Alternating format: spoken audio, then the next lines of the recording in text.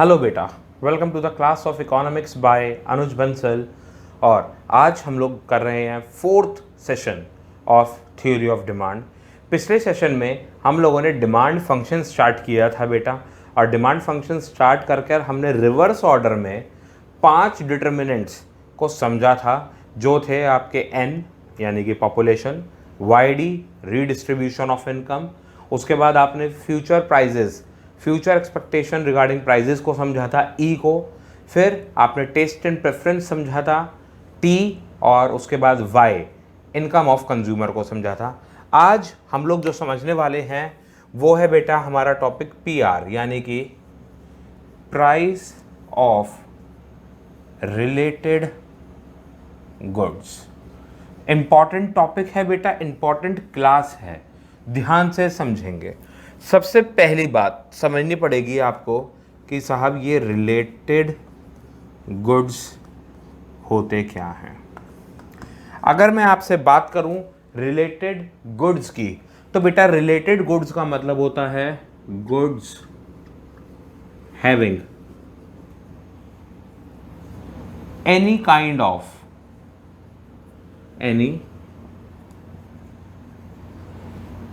Of connection between two or more goods। मतलब कोई भी ऐसे गुड्स, दो या दो से ज़्यादा गुड्स, जिनके बीच में आपस में किसी भी प्रकार का कोई भी कनेक्शन हो। जैसे कि बेटे एग्जाम्पल के तौर पर हमने देखा था कि Pepsi and Coke sir competitor हैं, दोनों एक दूसरे के, कंपटीशन रहता है इन दोनों गुड्स के बीच में, तो कनेक्शन है ना, कंपटीशन का कनेक्शन है। They both are same goods but they are the competitors. दूसरा एग्जाम्पल बेटे, दूसरा एग्जाम्पल होगा हमारा जैसे कि कार एंड पेट्रोल। हाँ सर, मतलब कार पेट्रोल के बिना बेकार है, कार बिना पेट्रोल के बेकार है सर। हाँ बेटे, तो ये इस तरीके के जो रिलेशनशिप होती है बेटा, उन गुड्स को रिलेटेड गुड्स कहा जाता है। और इस बेसिस पर हम रिलेटेड गुड्स को दो कैटेगरीज में डिवाइड कर देते हैं। पहली कैटेगरी है बेटा आपका सब्स्टिट्यूट गुड्स। सब्स्टिट्यूट गुड्स का मतलब क्या होता है? Goods which can be used in place of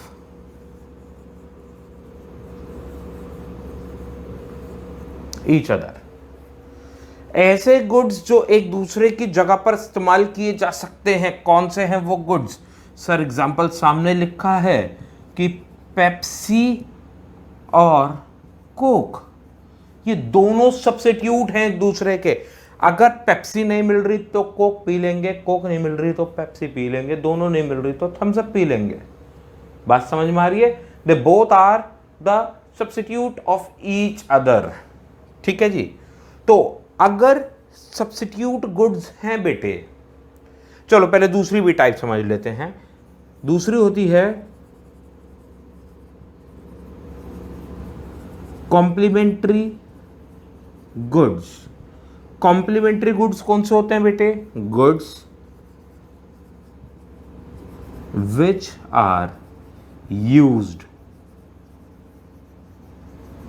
together. वो गुड्स जो एक साथ यूज होते हैं। एग्जाम्पल क्या है सर? सामने लिखा है बेटा, car and petrol, pen and ink. ये क्या है? ये कॉम्प्लीमेंट्री हैं। पेट्रोल के बिना कार बेकार है, इंक के बिना पेन बेकार है, किसी काम का नहीं है। पेट्रोल भी कार के बिना बेकार ही है ना, मतलब इंजन के बिना पेट्रोल बेकार है, क्या काम आएगा? किसी काम नहीं आएगा। ठीक है जी, तो इसे नोट कीजिए। फिर इसमें कैसे प्राइस की वजह से हमारे गुड्स में चेंजेस आएंगे, गुड्स की डिमांड में चेंजेस आएंगे, वो हम अभी समझते हैं। नोट कीजिएगा इसे।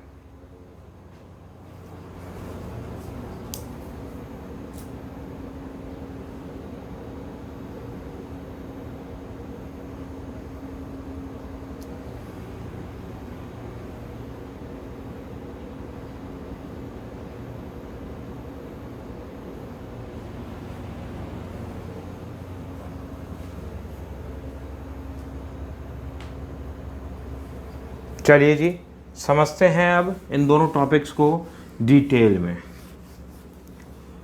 कैसे इनके प्राइस से दूसरे के डिमांड पर फर्क पड़ेगा। जैसे कि अगर हम बात करें बेटा पहले केस की, सब्स्टिट्यूट गुड्स की, तो बेटे ऐसा ले लेते हैं कि हम पेप्सी के प्राइस का इम्पैक्ट कोक की डिमांड पर देखते हैं, इसके प्राइस का इम्पैक्ट इसकी डिमांड पर देखते हैं। मान लो पेप्सी 10 रुपए की बिकती है, कोक भी 10 रुपए की बिकती है। ऐसे लो, इसके प्राइस और इसकी डिमांड में दोनों दिखा देता हूं। इसका प्राइस ले रहे हैं खाली, ये 10 का है इसका प्राइस, इसका भी 10 है और ये 100 यूनिट डिमांड की जाती है। इसका प्राइस सेम रहा, इसके प्राइस में कोई चेंजेस नहीं आए, लेकिन पेप्सी का प्राइस घट गया। बेटे हम पहले 10 रुपए की कोक जब थी तो 100 कोक खरीदा करते थे, तब पेप्सी भी 10 रुपए की थी। अब कोक आज भी 10 रुपए की है, लेकिन पेप्सी 8 रुपए की हो गई है। सर कोक की अब सेल 70 यूनिट्स की रह गई है। ये 30 लोग क्यों कम हुए? क्योंकि 2 रुपए पेप्सी के कम हुए थे। This is called cross price effect. क्या है ये बेटा आपका? Cross price effect, where the price of one good puts the impact on the demand for other। ठीक है जी, यहां पर प्राइस आपने रिड्यूस करके दिखाया था। अब दूसरा केस देखते हैं। अगेन पेप्सी का प्राइस और कोक का प्राइस और डिमांड दोनों ले रहा हूं मैं। पेप्सी 10 रुपए की बिकती थी बेटे, कोक भी 10 की बिकती थी, 100 यूनिट बिक जाया करती थी। पेप्सी के दाम बढ़ गए, अब पेप्सी ना बेटे 12 रुपए की बिकेगी बाजार में। कोक वाले ने कहा कि साहब मैं तो अब भी अपनी कोक की बोतल 10 रुपए की ही बेचूंगा, लेकिन कोक की डिमांड बढ़ गई। जो लोग पेप्सी पी रहे थे, अब कुछ लोग कह रहे हैं कि नहीं साहब हम 10 रुपए तो दे सकते थे पेप्सी के, लेकिन अब हम 12 उसके लिए पे नहीं कर सकते, हम तो कोक पी लेंगे, क्या फर्क पड़ेगा, सॉफ्ट ड्रिंक पीनी है अपने ने। तो बात समझ में आती है? This is called cross price effect in case of substitute goods.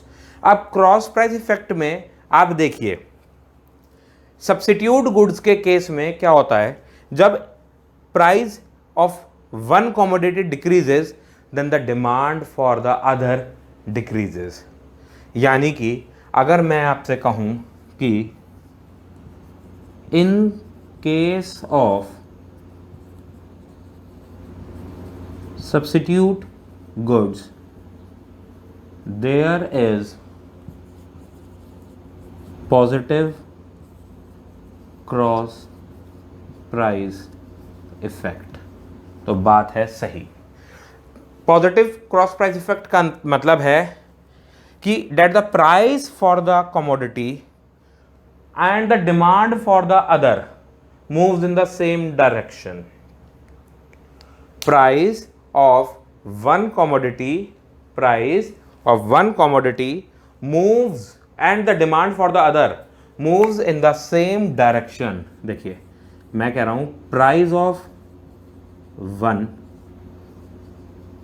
Commodity and the demand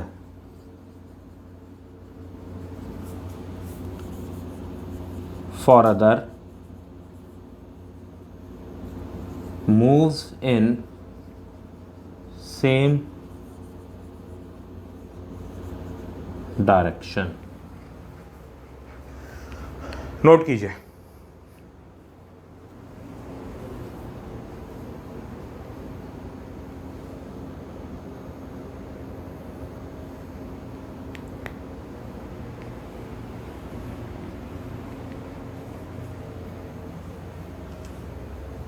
इसके बाद हम करेंगे बेटा कॉम्प्लीमेंट्री गुड्स।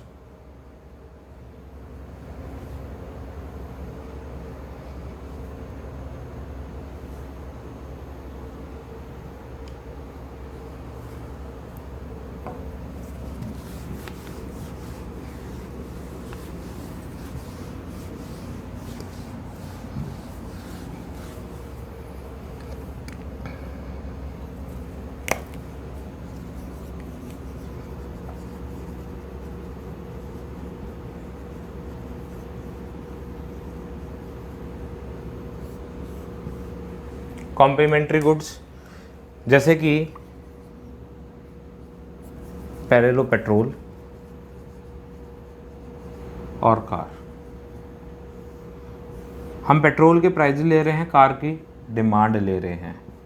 समझिएगा, पेट्रोल 70 रुपये लीटर बिकता है, गाड़ी 1 लाख बिक रही थी, 1 लाख। जब पेट्रोल के प्राइजेस बढ़े 80 रुपये लीटर हुआ, जब पेट्रोल के प्राइजेस बढ़े 80 रुपये लीटर हुआ तो बेटे गाड़ी की डिमांड हो गई कम। मान लो ये बिकने लगी है अब 70,000। ठीक है, क्यों? क्योंकि देखिए साहब, इस गाड़ी की रनिंग कॉस्ट बढ़ जाएगी, तो लोगों ने कहा कि भाई देखो मेरा इतना तो खर्चा है नहीं, मतलब इतनी रनिंग तो है नहीं कि मैं गाड़ी लूँ, जब कहीं जाना होगा तो टैक्सी ले लेंगे, तो इसीलिए उन्होंने कहा कि गाड़ी नहीं खरीदते।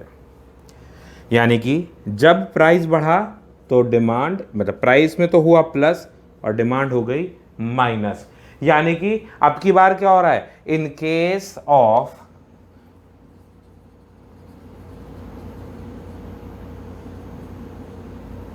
Complementary goods there is negative cross price effect, means price of one commodity and the demand for other moves in opposite direction। अब opposite direction में move कर रहे हैं। अब दूसरा केस, पेट्रोल और कार। पेट्रोल के प्राइस, कार की डिमांड।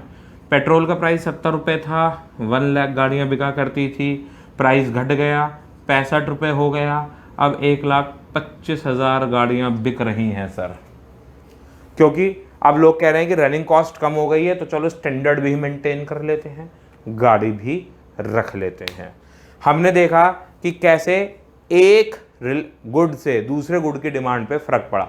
एक के प्राइस में चेंजेस आ रहे थे, दूसरे की डिमांड बदल रही थी। 2 तरीके के गुड्स देखे आपने, सब्स्टिट्यूट गुड्स और कॉम्प्लीमेंट्री गुड्स। सब्स्टिट्यूट गुड्स जो एक दूसरे की जगह पर यूज होते हैं, कॉम्प्लीमेंट्री जो एक साथ यूज होते हैं। सब्स्टिट्यूट गुड्स में होता है बेटा पॉजिटिव क्रॉस प्राइस इफेक्ट, मतलब अगर एक गुड के प्राइजेस बढ़ेंगे तो दूसरे की डिमांड बढ़ेगी, अगर एक के प्राइजेस घटेंगे तो दूसरे की डिमांड घटेगी। लेकिन अगर हम बात करें कॉम्प्लीमेंट्री गुड्स की, तो यहां पर होता है नेगेटिव क्रॉस प्राइस इफेक्ट, यानी कि दोनों ऑपोजिट डायरेक्शन में मूव कर रहे हैं, एक का प्राइस और दूसरे की डिमांड ऑपोजिट डायरेक्शन में मूव कर रहे हैं।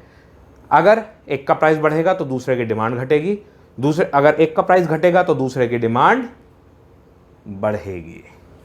नोट कीजिए, इसे आप नोट कीजिए।